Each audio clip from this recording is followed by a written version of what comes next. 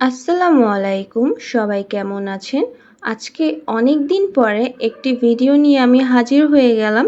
আজকে আমি আপনাদেরকে খুব সহজে ঘরে থাকা কয়েকটা উপকরণ দিয়েই চিংড়ি মাছের মালাইকারি তৈরি করে দেখাবো।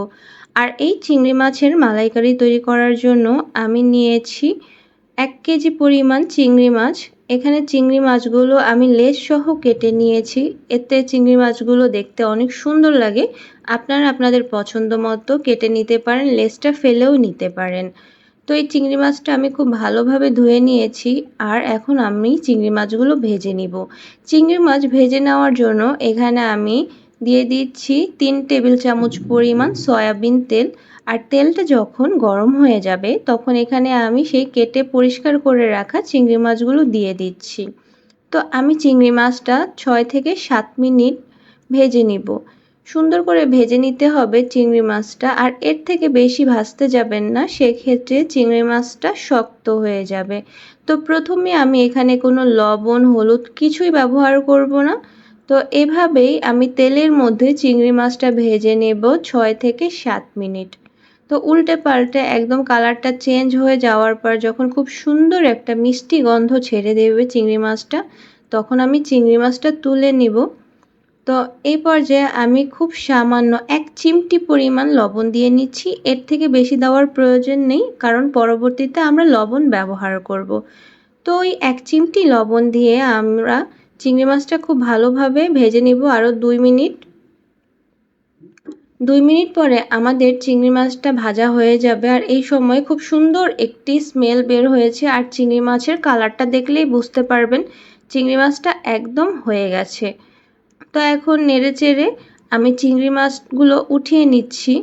আর এই প্যানের মধ্যে আর এই তেলটার মধ্যেই আমরা আমাদের পরবর্তী রান্নাটা করে ফেলবো।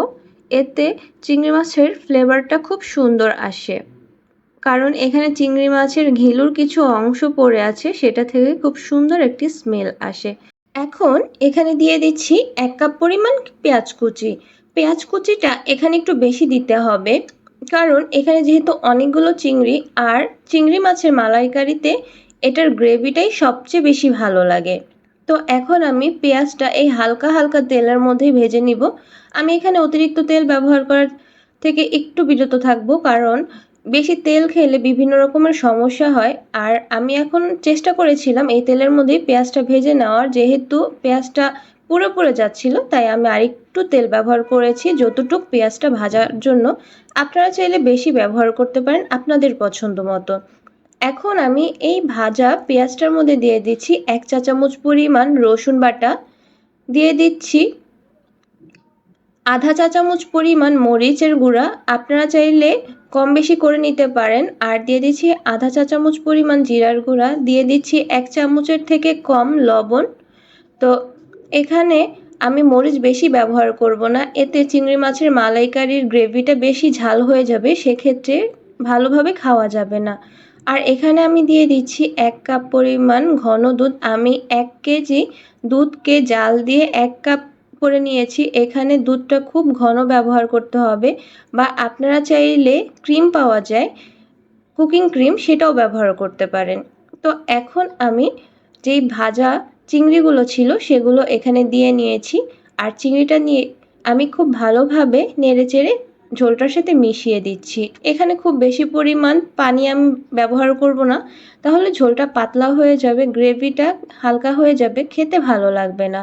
তো এখানে আমি দিয়ে দিয়েছি আধা কাপ পরিমাণ পানি। আর এই এতটুক পানি দিয়েই আমরা রান্নাটা শেষ করে নিব। এখন নেড়েচেড়ে ঝোলটা শুকিয়ে নেওয়ার অপেক্ষায় আছি আমরা। চিংড়ি মাছটা আমাদের হয়ে গেছে, কিন্তু ঝোলটা একটু ঘন হওয়ার জন্য অপেক্ষা করছি।